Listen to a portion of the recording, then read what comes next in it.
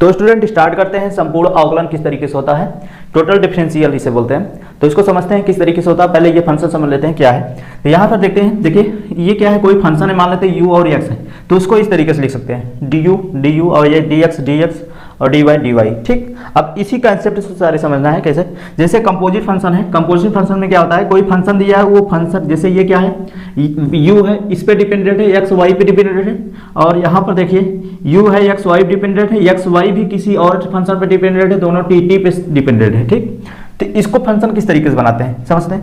जो u है ना, लास्ट में किस पे डिपेंड हो रहा है, t पे, तो इसको कैसे du और dt, ठीक ऐसे करते हैं। उसके बाद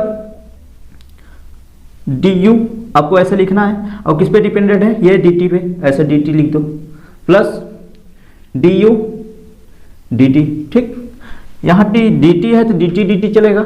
अब इसके बाद देखिए ये फंक्शन जो है किस तरीके से लिखा गया है, इस तरीके से, ये du का ऐसे फंक्शन लिखा है, मतलब इस फंक्शन को इस तरीके से लिखा गया है। आपको यहीं पर यहाँ पर लिखना है। देखिए इस फंक्शन में x y डिपेंडेंट है किस पे, dx और dx। ठीक, ये y है, dy।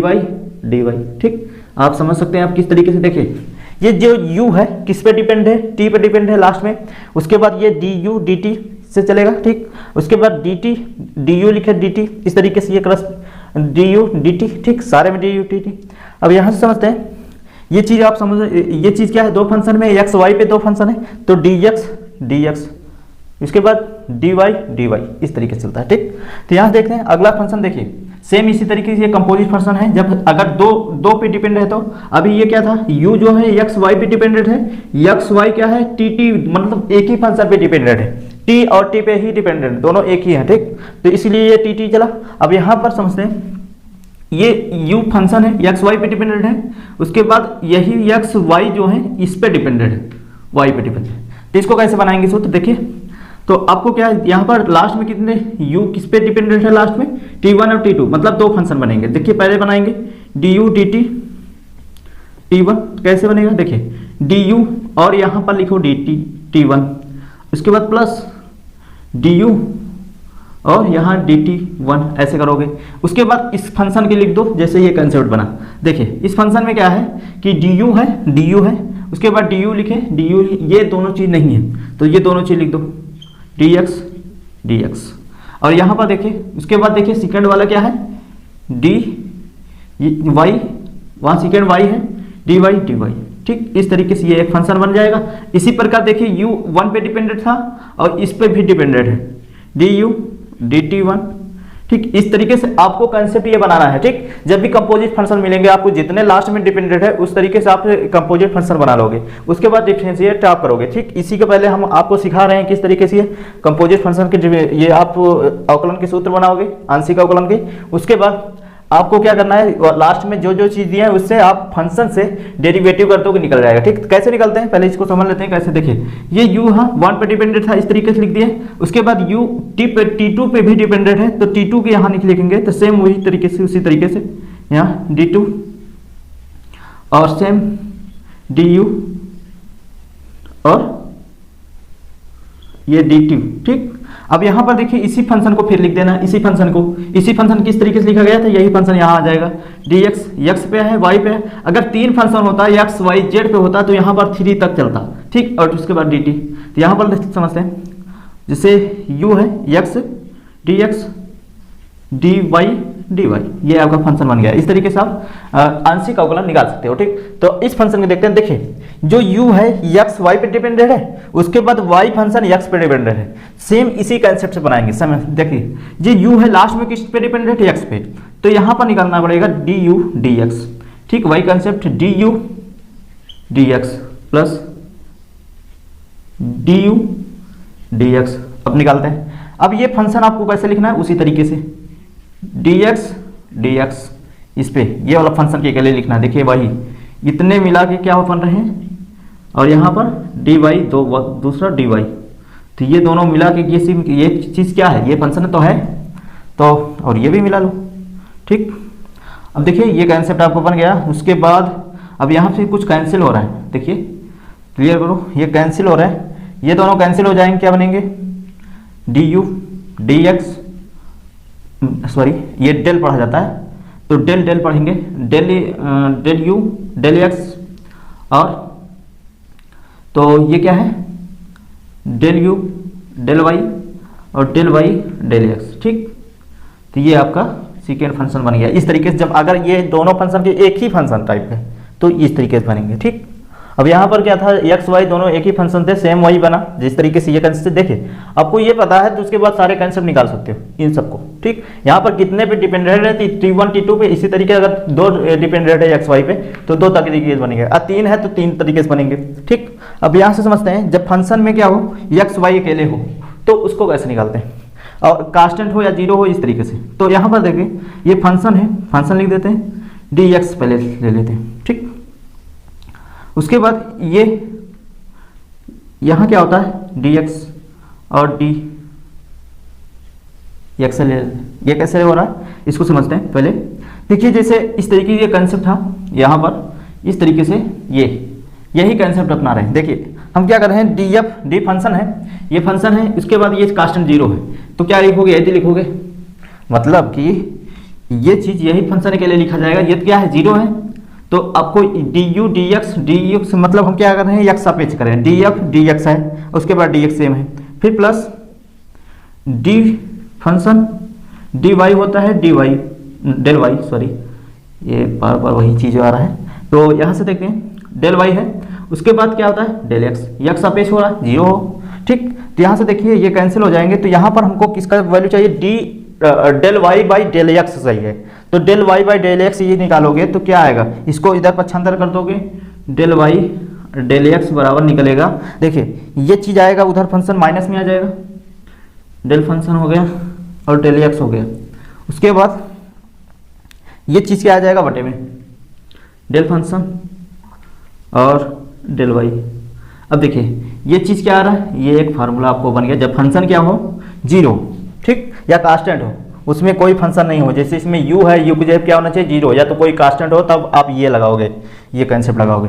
अब इस पे क्वेश्चन समझते हैं, किस तरीके से क्वेश्चन लगाए जाते हैं इसको समझते हैं। जैसे ये क्वेश्चन दिया है u बराबर इस एक्स वाई फंक्शन दिया है और x का अलग डिपेंडेंट फंक्शन दिया है और y का अलग फंक्शन है। ठीक, इसको लगाते हैं, किस तरीके लगाया जाएगा। देखिए इसमें आप खुद ही इस तरीके से आपको टोटल डिफरेंशिएट मतलब संपूर्ण अवकलन आपको सूत्र बनाना है। ठीक, कैसे बनाओगे, देखिए ये क्या है, या u x पे डिपेंडेंट है और y पे भी डिपेंडेंट है, और x y दोनों लास्ट t पे डिपेंडेंट है। तो u किस पे डिपेंडेंट है, ठीक, तो किस फंक्शन पे आ रहा है, इस फंक्शन पे आ रहा है। तो ये आपको लिखना नहीं है, आपको डायरेक्ट बनाना है। ठीक, इस तरीके से सीखना है। तो यहाँ पे लिख रहे हैं, तो डेल u किस पे, t पे। ठीक, तो क्या बनेगा, डेल u ऐसे लिख देना है पहले, डेल t डेल u और डेल t। देखिए अब इस फंक्शन को क्या है, किस फंक्शन में दिख रहा है, एक्स वाई। ठीक, आप वही बता दो, डी एक्स डी वाई। ठीक, जितने फंक्शन होंगे उतने तरीके से लिख देंगे। अब ये हो गया। अब इसी का वैल्यू निकाल लेना है इसी में। देखिए ये जो फंक्शन है इसका सापेक्ष पहले क्या करेंगे, ये एक्स सापेक्ष आंशिक अवकलन करेंगे इस फंक्शन में। तो यहाँ पर एक्स सापेक्ष आंशिक अवकलन करते हैं, D del U del X, तो यहाँ पर यह क्या आ जाएगा, यह 3x² हो जाएगा और ये क्या हो जाएगा, जीरो। ठीक, तो अब इसी में क्या कर देते हैं हम, अब इसका निकाल लेते हैं, इस वाले वैल्यू को इस फंक्शन में। तो डेल यू डेल वाई का सापेक्ष निकाल लेते हैं, ये क्या हो जाएगा, जीरो, क्योंकि ये कांस्टेंट हो जाएगा, इसका सापेक्ष अवकलन होगा, क्या हो जाएगा, 3y² हो जाएगा। ठीक, यहाँ पर देखिए दो वैल्यू निकल गए और ये इसका 3x², इसका 3y²। अब इसका वैल्यू इस फंक्शन से निकल जाएगा, तो यहाँ से निकाल लेते हैं, del u del x del t क्या है, देखिए यहाँ से आ जाता है माइनस, एक कांस्टेंट है, कॉस के क्या होता है माइनस साइन t। ठीक, t सापेक्ष हो रहा है तो ये वैल्यू इसका गया। ठीक, ऐसे सेम y के सापेक्ष ये इसका वैल्यू निकालना है, t के सापेक्ष y मतलब y फंक्शन का। तो डेल u डेल y और डेल t इसी फंक्शन में, इस वाले फंक्शन में हम निकाल लेना, तो क्या आ जाएगा, v cos t। ठीक, ये आ गया। अब देखिए इन सारों वैल्यू को इसी पुट कर दो और ये डी फंक्शन आ जाएगा। तो यहाँ पर निकाल लेते हैं, डेल यू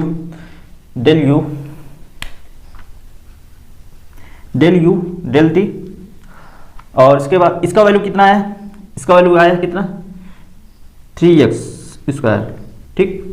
उसके बाद मल्टीप्लाई में है, गुणे में है, इसका वैल्यू कितना है, ये है -a sin t, ठीक। और प्लस, बीच में प्लस है, इसका वैल्यू कितना है, ये है ये डेल u और डेल y 3y स्क्वायर और मल्टीप्लाई में डेल y और डेल t, तो क्या आ जाएगा b cos t, ठीक। आप ये गुणा कर लेंगे तो क्या आ जाएगा -3x स्क्वायर, ये -3x a इसको आगे लिख दो, यहाँ 3a, ठीक। और sin t plus 3b y square b cos t, ठीक। तो ये आपका आंसर आ गया। देखिए, और इसमें भी क्वेश्चन कह रहा है मान निकालिए, उसके बाद सत्यापन भी पूछ रहा है। तो सत्यापन इसको कैसे करेंगे, तो यहाँ से समझते हैं, इसको मिटा देते हैं। और देखिए, ये चीज़ फंक्शन आपको बनाना है, इस तरीके से संपूर्ण अवकलन आपको सीखना है, ठीक। इस तरीके देखिए, कोई भी फंक्शन दिया रहेगा, आप फंक्शन बना लोगे, इसके बाद वो जो वैल्यू पूछ रहा है ना, उसी फंक्शन से निकाल लोगे।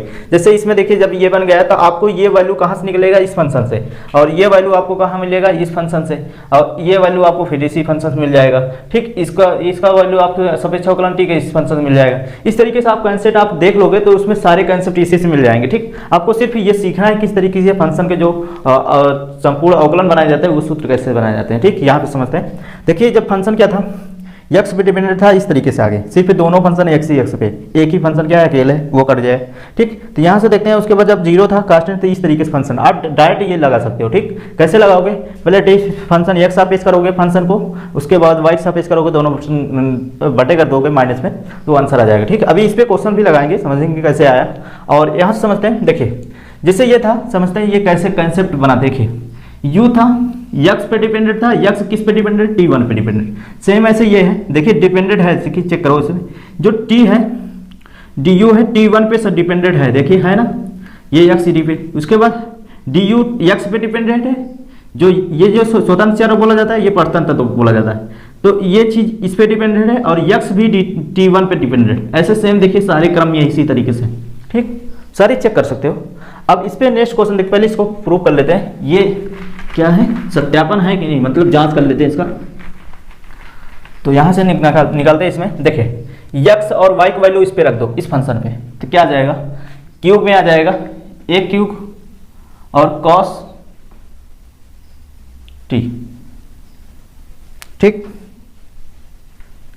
देखिए यहां पर भी आप रख सकते हो, यहाँ पहले x जो है वहां पर क्या लिख सकते हो, a cos t, तो यहाँ पर रख दोगे तो क्या आ जाएगा, पहले इसको पूरा कर लेते हैं, 3a cos t x पे, तो ये दोनों स्क्वायर हो जाएगा, तो यहाँ a क्यूब हो जाएगा और cos स्क्वायर t और sin t, ठीक। ऐसे रहने दो, क्यों, क्योंकि ये चीज़ क्या है, ये x स्क्वायर में, तो दोनों स्क्वायर, ये स्क्वायर में, ये स्क्वायर में, तो ये क्यूब हो जाएगा। ऐसे सेम इसमें भी y स्क्वायर b है, क्या है y, दोनों स्क्वायर हैं, तो यहाँ 3b क्यूब हो जाएगा, और ये साइन में आ जाएगा साइन टी स्क्वायर, स्क्वायर लगा है b पे, तो और cos t, ठीक। अब यहाँ से सत्यापन कर लेते हैं। तो एक जगह पर रख रहे हैं ये, कि x जगह क्या रख रहे हैं इसको, और y की जगह पर रख रहे हैं इसको, ठीक। प्लस y की जगह क्या रखोगे, ये b क्यूब और साइन क्यूब t, ठीक। अब इसमें देखिए t, इसमें क्या था, डेल u और डेल t है ना, तो इसमें डेल t के सापेक्ष इसमें आंशिक अवकलन करेंगे, तो यहाँ पर डेल u डेल t क्या हो जाएगा, देखिए ये कांस्टेंट है, तो पहले देखिए x क्यूब वाला सूत्र लगेगा, यहाँ पर 3 आ जाएगा, तो a क्यूब इसमें घट जाएगा, तो x स्क्वायर t, उसके बाद cos को अलग से होगा, तो क्या हो जाएगा, माइनस साइन t, ये माइनस में आ गया, ठीक। और प्लस इसमें भी पहले ये कांस्टेंट है, और 3 आगे आ जाएगा, 3 में 1 घट जाएगा, तो साइन स्क्वायर टी, और इसके बाद साइन के अलग से होगा, तो ये cos t, ये आपको अवकलन पहले से कंप्लीट है। दोनों देखो, दोनों आप चेक करो, ये क्या है, दोनों सेम, ठीक। तो ये आपका सत्यापन हो गया। इस तरीके से आप संपूर्ण अवकलन लगा सकते हो। अब इस पे और कुछ न्यूमेरिकल्स देखते हैं इसमें, ठीक। तो स्टूडेंट इस क्वेश्चन देखते हैं, समझते हैं। देखिए इसमें क्या है, u फंक्शन दिया है और इसका वैल्यू निकालना है। क्या होता है, इन दोनों को तीनों को जोड़ के योग 0 होता है। तो कैसे निकाला जाएगा इसको समझते हैं। देखिए ये क्या है, फंक्शन है। अब यहाँ पर देखिए कॉमा कर दिया, इसको हम कुछ मान लेते हैं, मतलब कोई p वैल्यू या q वैल्यू कुछ भी मान लेते हैं, t1 t2 इस तरीके से कुछ भी मान सकते हैं। यहाँ पर हम मान लेते हैं फंक्शन u जो फंक्शन है ये p q r पे मान लेते हैं कोई फंक्शन है, ठीक। ऐसा क्यों कर रहे हैं, क्योंकि हमको जो वैल्यू निकालना है ये फंक्शन के हिसाब से बनेगा, तभी सूत्र डेवलप होगा। यहाँ पर देखिए जो p और q है, r है, ये इस पे डिपेंड कर रहे हैं। किस पे, p बराबर क्या है y माइनस जेड, और q बराबर क्या है z माइनस x, और r बराबर क्या है x माइनस y, ठीक। देखिए ये इस तरीके, जब भी इस तरीके से क्वेश्चन होगा तो आप फंक्शन मान लो, इससे क्या होगा आपको जो डेवलप होगा सूत्र और आसानी से बन जाएगा। देखिए कैसे समझते हैं इसको, जो p और q r है ना, ये क्या है इस पे डिपेंडेंट है, और यहाँ पर जो स्वतंत्र चर होगा x y z मानेंगे, ठीक। यहाँ पे देखिए जो u है इस पे डिपेंडेंट है, ठीक, 3 फंक्शन पे, और ये जो u लास्ट में जो डिपेंडेंट है इन सब पे है x y z पे, ठीक। अब देखिए इसमें जो बनेंगे इसका जो डेवलप होगा सूत्र किस तरीके से होगा, डेल u डेल x चल रहा है तो किसमें 3 बार चलेगा, डेल u जैसे लिखते थे वही same, del x plus del u del x plus del u del x। अब यहां से समझते हैं, देखिए डेल u डेल x है, डेल u डेल x है, डेल u डेल x है, ठीक। अब यहां जो इसमें फंक्शन चलेगा ये किस पे डिपेंडेंट है, x y z किस पे डिपेंडेंट है, p और q r पे। तो इसको जिस तरीके से आप लिखते थे, या ये फंक्शन x y के लिखते थे, u बराबर क्या लिखते थे, डेल u डेल x तक लिखे थे, वही सेम यहाँ पर लिखा जाएगा। और डेल u और डेल y था, तो सेम इसी फंक्शन को इस तरीके दिख रहे हैं, तो यहाँ पर 3 जगह बनने जाएगा, ठीक। तो यहाँ पर लिख रहे हैं डेल p चलेगा, ठीक, इसी फंक्शन तरीके से। अब यहाँ पर डेल q चलेगा, डेल r, ठीक, ये फंक्शन बन गया। अब इन तीनों को वैल्यू इसी से निकलेगा। देखिए पहले इनका वैल्यू निकाल लेते हैं, ठीक, इनका वैल्यू, और जो सेकेंड वाला वैल्यू कहां से निकलेगा इसको पहले निकाल लेते हैं। देखिए डेल p डेल x, इसमें p में x सापेक्ष आंशिक अवकलन कर दो, x सापेक्ष आंशिक अवकलन करोगे, डेल p डेल x, इसमें क्या है दोनों क्या है कांस्टेंट। जब भी x सापेक्ष होगा आंशिक अवकलन क्या होगा, अदर चर क्या हो जाएगा, कांस्टेंट माने जाएंगे। जब वो कांस्टेंट मानेंगे तो क्या हो जाएगा, उसका अवकलन क्या होता है 0, तो ये 0 हो जाता है। और इसमें q किसके सापेक्ष करना है, q x सापेक्ष करना है, जिसमें क्या आ जाएगा -1, डेल q डेल x क्या आ जाएगा -1 आ जाएगा, इसका 0 हो जाएगा, ये -1 आ जाएगा। और इसमें डेल r के सापेक्ष करना है, डेल r डेल x, ये 1 आ जाएगा, ठीक।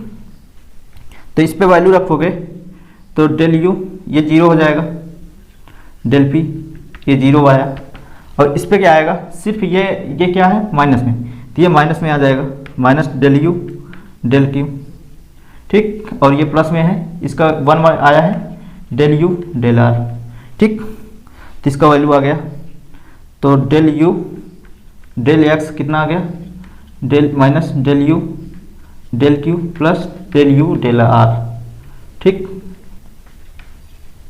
यहां से देखते हैं, ये डेल x निकाले u r आया, ठीक।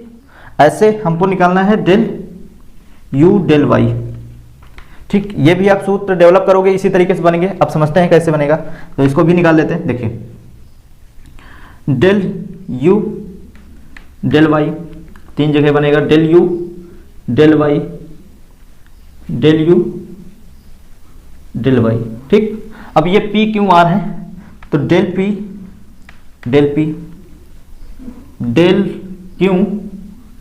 q डेल r, ठीक। अब इसमें सेकंड वन निकाल लेते हैं, इसमें किसमें y के सापेक्ष करना है, ये p q r इसमें सारे में y के सापेक्ष करना है। डेल p y के सापेक्ष करोगे तो डेल y क्या हो जाएगा, 1 आ जाएगा इसका वैल्यू, और यहाँ पर y इसमें शामिल नहीं है तो इसका आ जाएगा del q y del y आ जाएगा 0, और यहाँ पर जो आएगा डेल r डेल y ये क्या आ जाएगा -1, ठीक, ये आ जाएगा -1। ऐसे इसमें वैल्यू रखोगे तो यहाँ पर हम डायरेक्ट लिख रहे हैं क्या आ जाएगा, डेल u डेल y क्या आ जाएगा। देखिए ये वैल्यू क्या आ रहा है, डेल p डेल y ये 1 आ रहा है, मतलब ये सिर्फ डेल u डेल p आएगा, और ये जीरो हो रहा है, चेक करो ये क्या हो रहा है, जीरो, और ये क्या आ रहा है -1, ये माइनस में यहाँ लिख दे रहे हैं डेल आर डेल वाई। ठीक, तो इसका वैल्यू और एक वैल्यू ये निकला। ठीक, अब एक वैल्यू और हमको चाहिए तो इसको भी निकाल लेते हैं यहाँ से। इसका वैल्यू चाहिए हमको डेल जेड, डेल यू और डेल जेड। अब इसको भी सूत्र बनाओगे इसी तरीके से, del U del Z plus del U del Z plus del U del Z.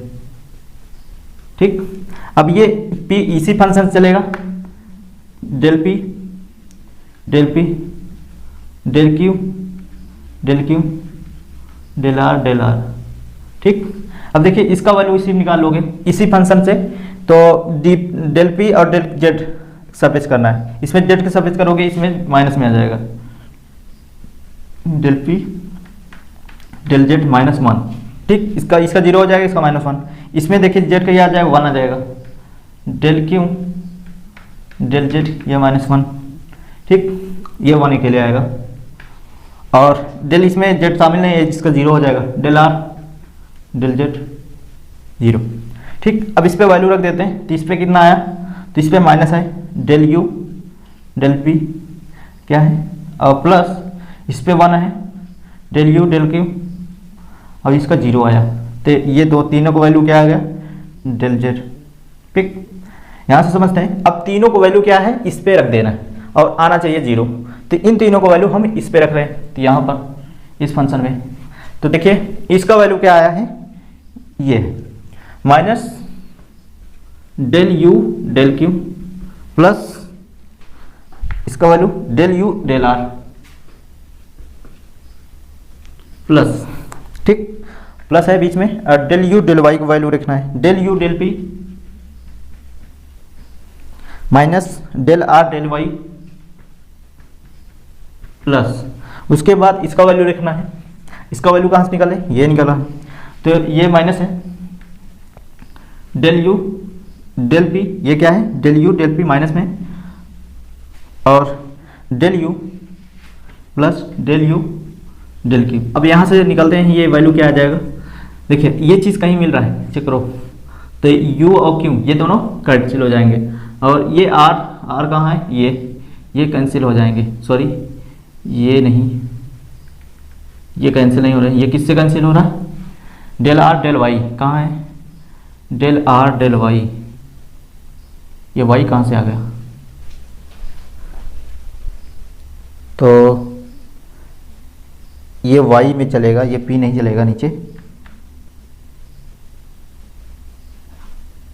Sorry ये तो p रहेगा, ये y नहीं आएगा, क्योंकि इसका वैल्यू तो इसमें निकाल दिए, इसमें ये y में है ना, तो ये डेल q है, ये क्या है डेल q, तो ये सेकंड क्या है डेल q है।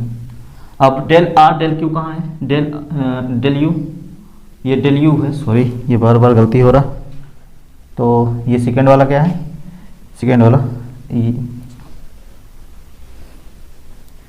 तो इसमें तो दो जीरो हो गए थे, तो डेल यू डेल ये u है, तो u है, ठीक, डेल यू डेल क्यू कहाँ है, तो ये कहीं से मिस्टेक हो रहा है, डेल p ये तो कैंसिल हो रहे हैं, और डेल यू डेल r ये लास्ट में कहाँ क्या है, देखिए इसमें इसका वैल्यू क्या आ गया था जीरो, और इसमें डेल u और डेल q है, ये ठीक है, और डेल p ये लास्ट वैल्यू ठीक है, तो ये भी ठीक है, ये इससे कैंसिल हो गया, और ये इससे कैंसिल हो जाएगा, तो ये r होगा, यहाँ से चेक कर लेते हैं, तो ठीक है, और इसमें y का वैल्यू ये आएगा कितना, ये दिया है 1, और सेकंड वाले 0 हो जाएगा, तो ये r है, ध्यान देना ये r है, तो r कहाँ है, ये जो अभी काटे थे ये r है, तो ये इससे कट जाएगा, तो सारे का वैल्यू क्या है 0, ठीक, ध्यान देना आपसे मिस्टेक ना हो, तो यहाँ से देखें, तो ये आप क्लियर कर सकते हो। इसी तरीके से हम क्या करेंगे, टोटल डिफरेंशियल निकालेंगे, ठीक। नेक्स्ट क्वेश्चन देखते हैं इसी पे। तो स्टूडेंट इस क्वेश्चन को देखते हैं और समझते हैं इसमें किस तरीके निकालेंगे। देखिए इसमें del Y by del X पूछ रहा है, तो इस तरीके से क्वेश्चन क्या होगा, ये फंक्शन जीरो टाइप है, समझते हैं ये कैसे, आपको याद होगा डेल फंक्शन डेल एक्स क्या होता है माइनस, और डेल फंक्शन डेल वाई ये del Y by del X होता है। ये चीज़ बताए थे कब होता है, जब फंक्शन क्या हो वो जीरो, कोई फंक्शन जीरो की इक्वल हो। ठीक, और समझते हैं इसमें, देखिए ये क्या है, इसको इधर पछांदर कर लो तो क्या आ जाएगा cos Y plus Y sine X और ये माइनस जीरो, और लगभग से ये जीरो, ये फंक्शन क्या है जीरो की इक्वल दिख रहा है, मतलब ये क्या दिख रहा है, तो फंक्शन एक्स वाई टाइप दिख रहा है। ठीक, अब इसको हम फंक्शन टाइप समझ लेंगे, तो इसमें क्या करेंगे, पहले क्या वैल्यू निकालना है, डेल फंक्शन और एक्स सपेस निकालना है। तो यहाँ पर एक्स सपेस आंशिक अवकलन लिख देंगे, तो डेल फंक्शन डेल एक्स क्या हो जाएगा, del by del X cos Y plus del by del X Y sine X. ठीक, और del by del X C मतलब कांस्टेंट कोई है। ठीक, अब यहाँ पर देखिए इसका जो होता है ये क्या है, ये चीज़ क्या है कांस्टेंट मानेंगे वाई, तो ये चीज़ आगे आ जाएगा कॉस वाई और एक सब्ट्रैक्ट हो जाएगा तो कॉस वाई माइनस वन।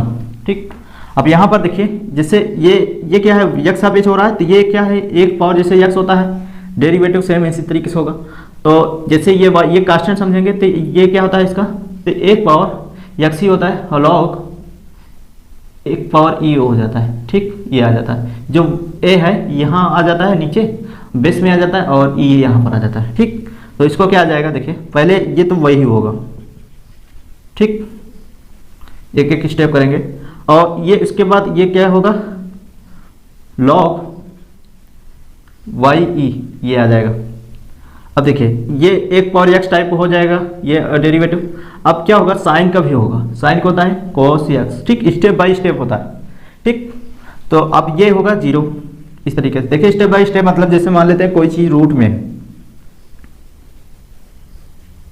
ठीक, अब ये है ऐसे समझ लेते हैं, पहले रूट का अवकलन होगा, ये रूट का अवकलन ये इस तरीके से होता है। ठीक, उसके बाद इसका अवकलन होगा a 2x, फिर इसका अवकलन v का जीरो। देखिए स्टेप बाय स्टेप, पहले रूट को हुआ था उसके बाद ये, तो मतलब ये शॉर्टकट में अब जब भी रूट वाले होते हैं डायरेक्ट आप लिख सकते हो इस तरीके से, फिर इसके बाद इसके अंदर होता है घोड़े में करते हुए लिख दो। ठीक, इस तरीके से जैसे एक्स स्क्वायर प्लस बी का होल स्क्वायर। अब पहले क्या होगा एक्स स्क्वायर का अवकलन होगा तो एक्स स्क्वायर प्लस बी, ये एक कम हो जाएगा वन आ जाएगा, उसके बाद इसके अंदर होगा 2x प्लस जीरो। ठीक, ये सॉल्व हो गए सारे हो गए। और इसके बाद एक्स कभी होता है वन होता है, उसको लिखते नहीं बस, इस पहले एक्स स्क्वायर का ये होगा 2x, इसके बाद एक्स को वन हो जाता है, तो यहाँ पर लिखा नहीं जाता। अब जैसे साइन स्क्वायर हुए, अब पहले स्क्वायर को होगा 2 साइन एक्स, ठीक, उसके बाद साइन को होगा cos एक्स, इसके बाद एक्स को होगा 1 हो गया, तो यही तो आता है। इस तरीके से डेरिवेटिव होते हैं। ठीक, यहाँ समझते हैं, इसका इतना जाएगा। अब यहाँ पर ध्यान से देखो तो इसका भी करना है वाई सपेस सेम इसी फंक्शन को, तो यहाँ पर डेल एफ डेल वाई सपेस। अब यहाँ पर सेम हम कर दे रहे हैं डायरेक्ट, तो देखिए ये कांस्टेंट माना जाएगा तो सेम इसी तरीके से होगा, मतलब एक्स कॉस वाई होगा, उसके बाद क्या होगा लॉग, तो एक्स नीचे आ जाएगा, ए यहाँ पर आ जाएगा। ठीक, और अब कॉस का होगा साइन वाई। ठीक, वाई का होगा 1 हो जाएगा क्योंकि वाई का सापेक्ष हो रहा है। ठीक, प्लस और इसमें क्या है वाई, तो ये आगे आ जाएगा, वाई पावर कांस्टेंट है तो ये साइन एक्स आगे आ जाएगा, Y minus sine X minus 1। ठीक, और इसका जीरो, तो ये आ गया। तो इन दोनों का क्या करोगे, इन दोनों को साथ में लिख दोगे, इसी सूत्र पे रख देते हैं दोनों का वैल्यू। देखिए हमको यही वैल्यू चाहिए ना, तो ये बराबर तो होता है del Y by del X. तो पहले वाले क्या निकला, ये निकला, इसको ऊपर लिख दे रहे cos Y X cos Y minus 1 plus Y sine X log Y E और कॉस एक्स। ठीक, आगे पीछे अरेंज कर सकते हो आप। तो सेकेंड क्या है, तो ये वाई सापेक्ष है, ये आ रहा, तो हम इसको पहले लिख रहे हैं एक्स पावर कॉस वाई, उसके बाद साइन वाई, और देखिए ये कॉस का होगा तो ये माइनस में आ जाएगा, ध्यान देना, तो यहाँ पर माइनस आ रहा है, और इसको माइनस वाले के पीछे लिख देते हैं, प्लस वाले के आगे लिख देते हैं। तो इसको आगे लिख देते हैं sine X Y sine Y X है एक्स माइनस 1, इसको हम पहले लिख दे रहे हैं, और ये चीज़ माइनस में है इसको पीछे लिख दे रहे हैं। तो ये minus X cos Y sine Y और लॉग एक्स ई। ठीक, ये आपका आंसर रहा। इस तरीके से हम जब भी फंक्शन जीरो होगा तो इसी तरीके से निकालेंगे। ठीक, आप डायरेक्ट निकाल सकते हो, इसमें कोई कंसेप्ट है नहीं। आपको ये चीज़ कंसेप्ट सिखाएं किस तरीके से ये बना जाता है। ठीक, नेक्स्ट क्वेश्चन देखें।